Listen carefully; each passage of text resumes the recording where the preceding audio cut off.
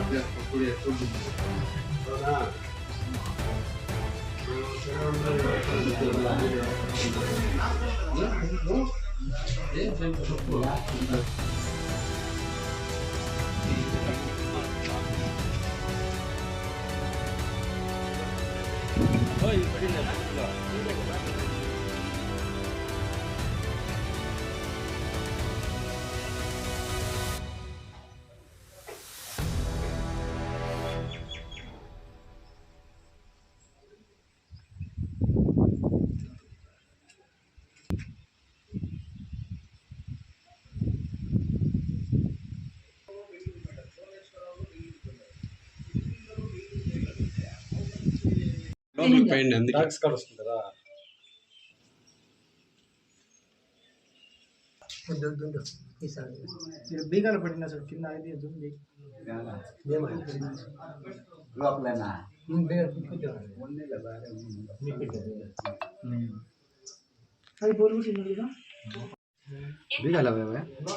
బీగాలు దాని దీనివి ఇనుపెట్టివి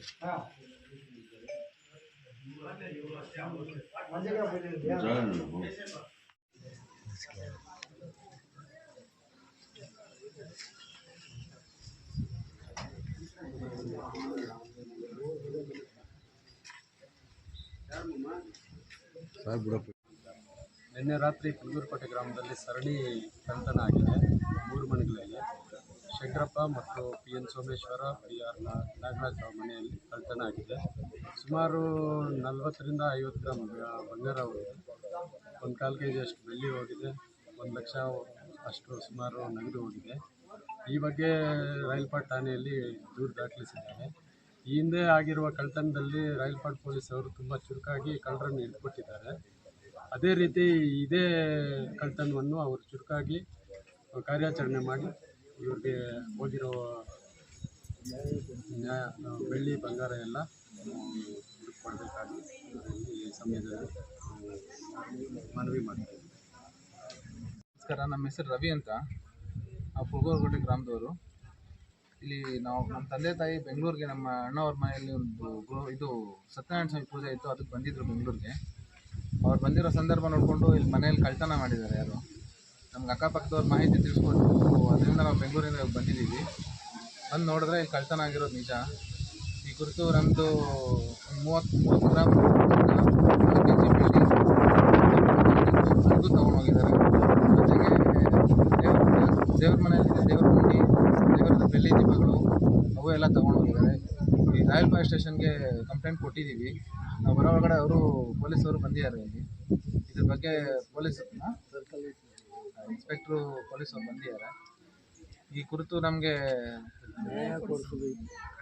ಇನ್ನು ಸರಿಯಾದ ತನಿಖೆ ನಡೆಸಿ, ಸೂಕ್ತ ತನಿಖೆ ನಡೆಸಿ ನಮಗೊಂದು ಪರಿಹಾರ ಕೊಡಿಸ್ಬೇಕು, ಇದನ್ನು ನ್ಯಾಯ ಕೊಡಿಸ್ಬೇಕು.